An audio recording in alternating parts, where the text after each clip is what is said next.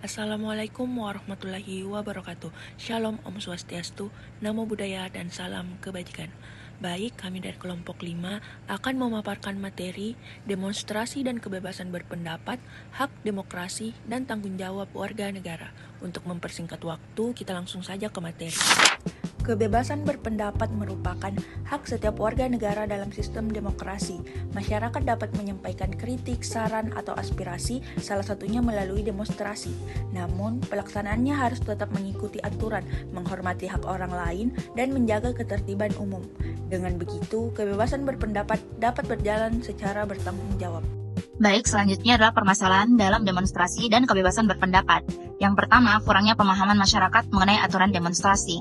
Masih banyak masyarakat yang belum memahami tata cara demonstrasi sesuai aturan hukum seperti prosedur pemberitahuan kepada pihak berwenang dan batasan dalam menyampaikan pendapat.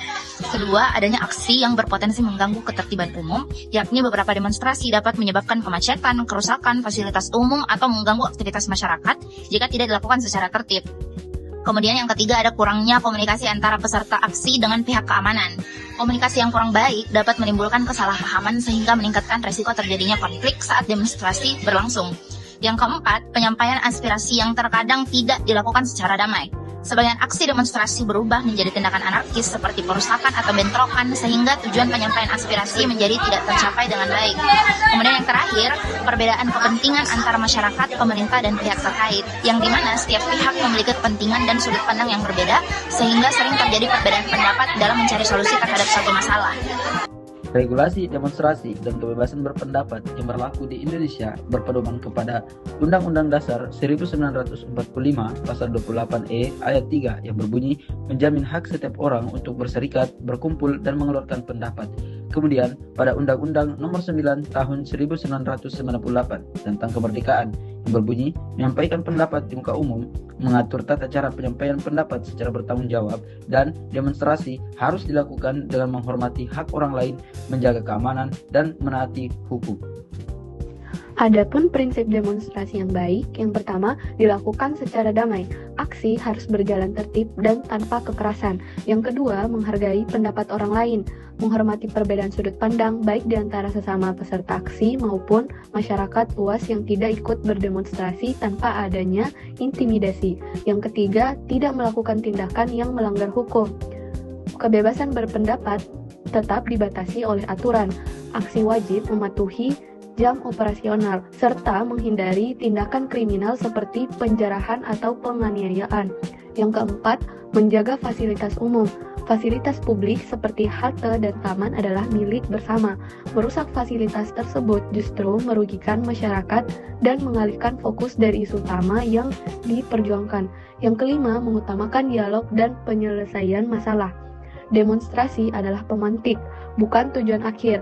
Ketiga, ada kesempatan demonstran harus mengutamakan audiensi dan musyawarah demi mencapai jalan keluar yang terbaik. Adapun alternatif solusi yang dapat kita terapkan. Pertama, ada solusi jangka pendek, kedua, solusi jangka menengah, dan ketiga, solusi jangka panjang. Pada solusi jangka pendek, kita dapat meningkatkan komunikasi antara demonstran dan juga aparat.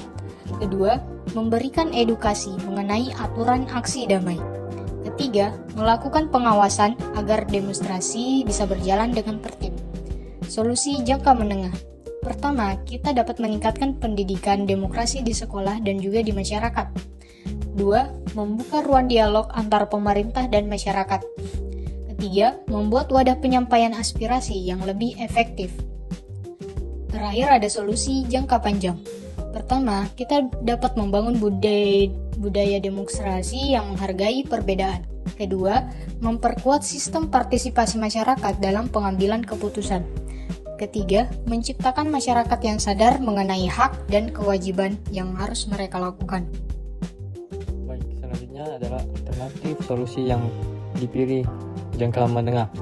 Baik, tindakan yang dapat dilakukan, yang pertama melakukan edukasi mengenai hak dan kewajiban dalam menyampaikan pendapat. Contohnya, sekolah mengadakan seminar hukum yang mengajarkan siswa bahwa mereka boleh protes, tapi dilarang merusak fasilitas umum. Baik, poin kedua, meningkatkan pemahaman masyarakat tentang demonstrasi yang damai. Contohnya, membuat video pendek di media sosial yang membagikan tips cara ikut aksi unjuk rasa dengan tertib tanpa terpancing provokasi. Yang ketiga, mendorong komunikasi dua arah antara masyarakat dan pemerintah. Contohnya, pemerintah daerah membuat aplikasi aduan warga seperti lapor agar masyarakat bisa menyampaikan kritik dan langsung mendapat jawaban resmi. Baik, poin yang terakhir, mengembangkan budaya diskusi sebagai alternatif penyampaian aspirasi. Contohnya mengadakan forum dialog terbuka atau audiensi langsung antara perwakilan mahasiswa dengan anggota DPR sebelum aturan baru disahkan. Baik, terima kasih. Kesimpulannya, demonstrasi merupakan bagian penting dari kehidupan demokrasi. Kebebasan berpendapat harus dihormati dan dilindungi. Hak menyampaikan pendapat harus disertai tanggung jawab, dan demokrasi yang baik tercipta melalui kebebasan, aturan, dan sikap saling menghargai.